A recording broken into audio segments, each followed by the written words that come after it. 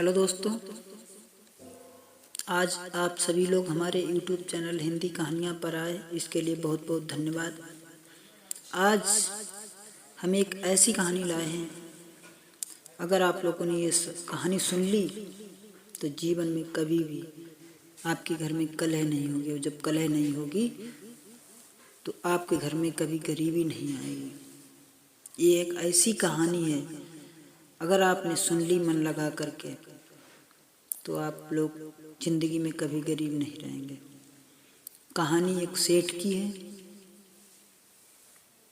अगर आप लोग हमारे चैनल पर पहली बार आए हैं तो हमारे चैनल को सब्सक्राइब जरूर कर लें प्लीज़, क्योंकि हम इस चैनल पर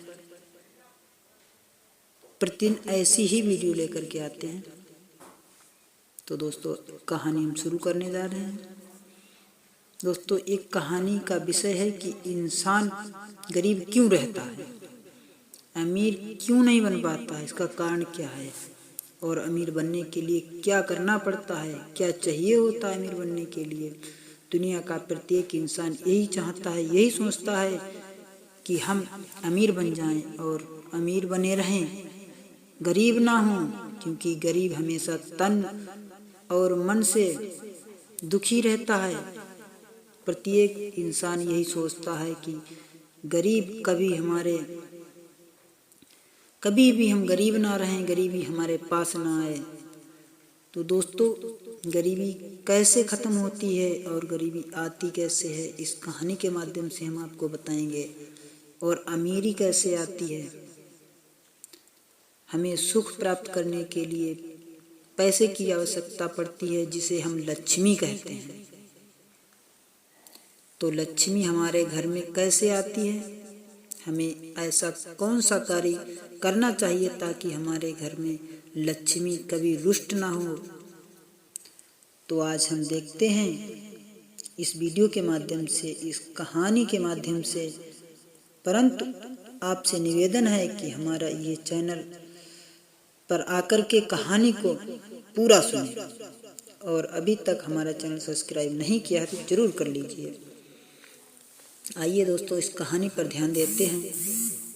एक समय की बात है, एक सेठ जी थे। सेठ बड़े धनवान थे। लक्ष्मी उन पर बहुत प्रसन्न थी। सेठ एक बार रात्रि में विश्राम कर रहे थे, अर्थात सो रहे थे। उसी समय लक्ष्मी जी ने सेठ को एक सपना दिया और कहा, सेठ जी, हमें तुम्हारे घर में रहते हुए 25 वर्षें हो चुकी हैं, परंतु अब मैं तुम्हारे यहाँ से जाना चाहती हूँ। सेठ जी सुनते ही व्याकुल हो गए और कहने लगे, लक्ष्मी माता, तुम मत जाना। माता बोली, क्यों? तब सेठ जी बोले, लक्ष्मी जी, एक तुम ही तो हो जिस वजह से लोग हमें सलाम करते हैं और दुनिया हमें जानती है और हमारी इज्जत करती है। अगर तुम चली गई तो हम खाकपति रह जाएंगे और हम गरीब हो जाएंगे और लोग हमें सलाम नहीं करेंगे। हम गरीब हो जाएंगे, अर्थात हम भिखारी बन जाएंगे। हे माता, तुम्हारी ही वजह से हमने प्रेम व्यवहार और मंदिरों में जाना भी छोड़ दिया।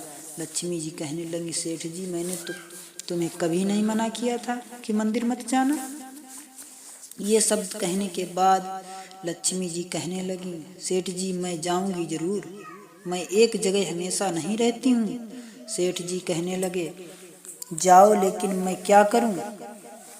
मैं तो खाकपति बन जाऊंगा। सेठ जी की बात सुनकर के लक्ष्मी माता कहने लगी, सेठ जी, मैं तुम्हें एक वरदान देके जाऊंगी, घबराइए मत, लेकिन एक ही वरदान मांगना, खूब समझ लेना, और एक ही वरदान मांगना। मांगो, क्या मांगना चाहते हो तुम? मांगो।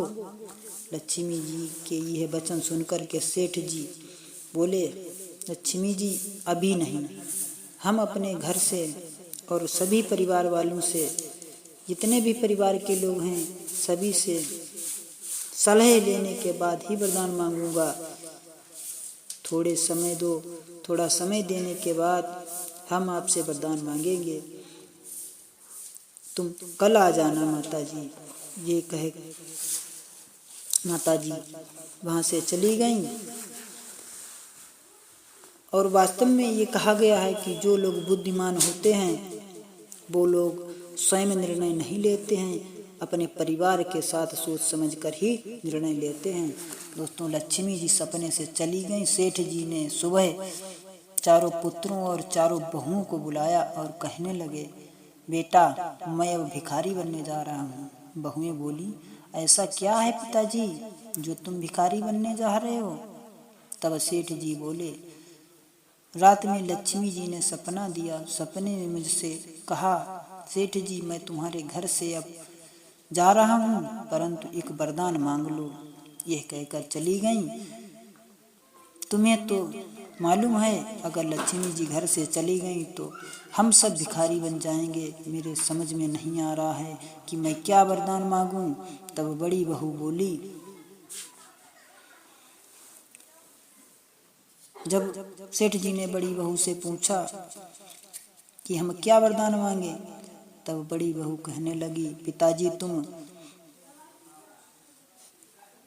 उनसे सोना जेवरात मांग लेना, कभी गरीब नहीं रहोगे, क्योंकि सोना जेवरात हमारे पास होगा तो हम गरीब नहीं होंगे। सेठ जी बोले ठीक है। उसके बाद उससे छोटी बहू से सेठ जी ने पूछा, तुम बताओ बेटा क्या मांग लूं? तब वह कहने लगी कि लक्ष्मी जी से तुम कुछ और भी मत मांगना, केवल स्कूल और शिक्षा और अस्पताल मांग लेना, क्योंकि स्कूल और अस्पताल में कमाई बहुत है। अगर स्कूल और अस्पताल हमें मिल गए तो हम बहुत सारी कमाई करेंगे और हम गरीब नहीं होंगे। सेठ जी कहने लगे ठीक है।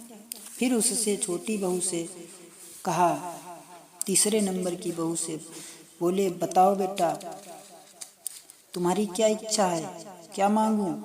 तब वह कहने लगी, तुम शहर की सारी जमीन और प्रॉपर्टी मांग लेना। सेठ जी बोले ठीक है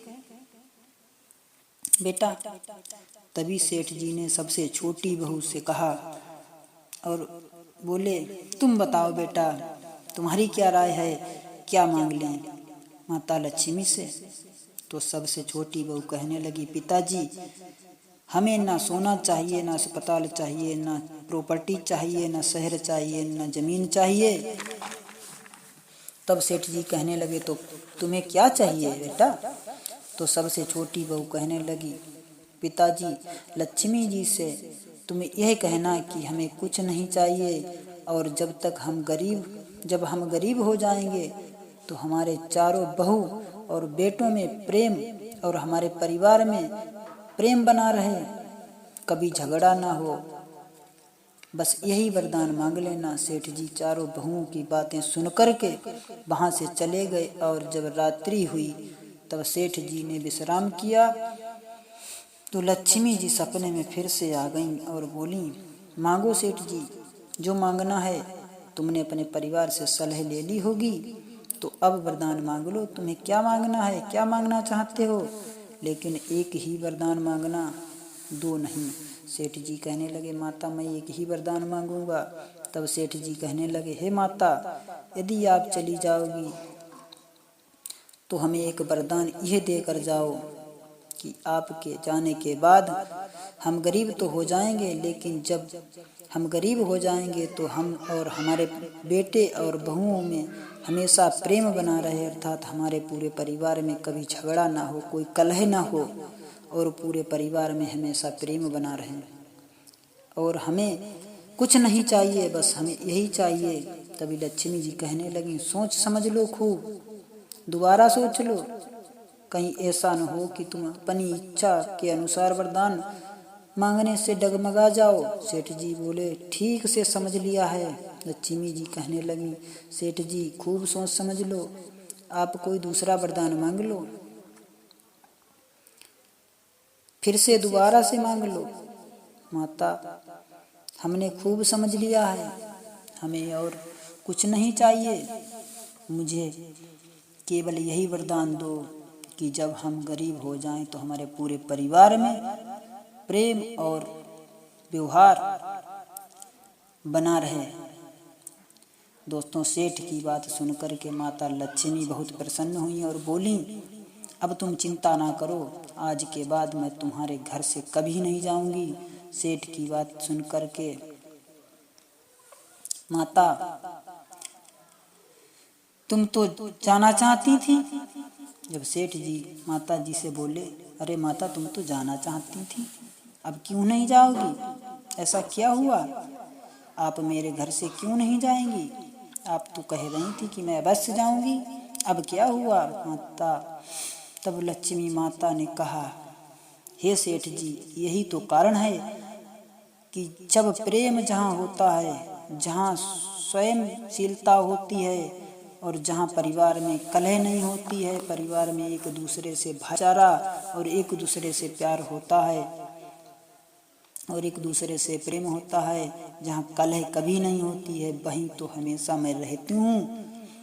जब तुम्हारे घर में प्रेम रहेगा और प्रेम व्यवहार और सब कुछ रहेगा तो भला मैं कैसे जाऊंगी तुम्हारे घर को छोड़ करके? तुम निश्चित होके रहो और निश्चिंत हो जाइए, आज के बाद अब हम तुम्हारा घर छोड़ के कभी नहीं जाऊंगी। सेठ जी ने माता जी को इन बातों को सुन करके तो माता जी को प्रणाम किया और उनका चेहरा खिल उठा और वो बार बार माता से प्रार्थना करने लगे।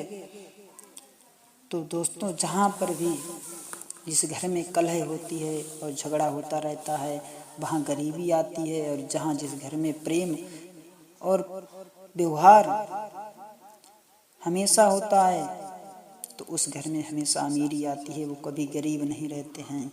इस कहानी से हमें यही सीख मिलती है कि जिस घर में हमेशा कलह रहती है, लड़ाई झगड़े होते रहते हैं, उस घर में लक्ष्मी नहीं रुकती है, वही लोग गरीब होते हैं और उस घर में हमेशा गरीबी ही बनी रहती है। इसलिए घर में हमेशा प्रेम और भाईचारा बना करके रहें, कभी गरीबी नहीं आएगी। संगठन से सब कुछ किया जा सकता है।